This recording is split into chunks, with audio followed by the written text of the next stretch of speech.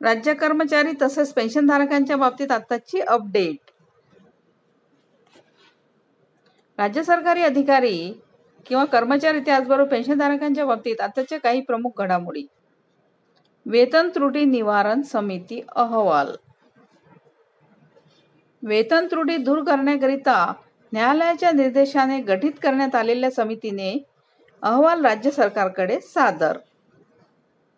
तसेच लवकरच राज्य सरकारकडून मंजुरी दिली जाईल. त्यानंतर वेतन त्रुटी असणाऱ्या पदांना सुधारित वेतन श्रेणी न्यू पे लागू करण्यात येणार आहे. राज्य कर्मचाऱ्यांचे प्रलंबित प्रश्न कोणते आहेत?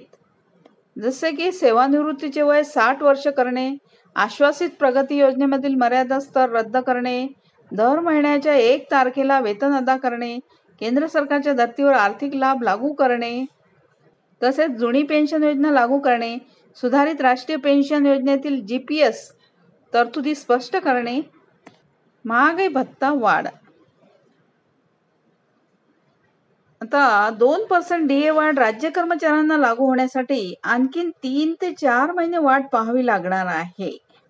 तसेच केंद्र शासनाच्या धर्तीवर दिनांक 1/1/25 पासून वाढीव 2% DA माहे सप्टेंबर महिन्याच्या अखेरपर्यंत लागू करण्यात येईल.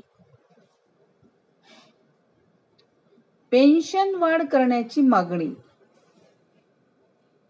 पेन्शनमध्ये 8व्या वेतन आयोगानुसार पेन्शन वाढ करण्याची मागणी करण्यात आली आहे. पेन्शन काढण्यासाठी ATM सुविधा, बँकिंग सुविधा उपलब्ध करून देण्याची मागणी आहे.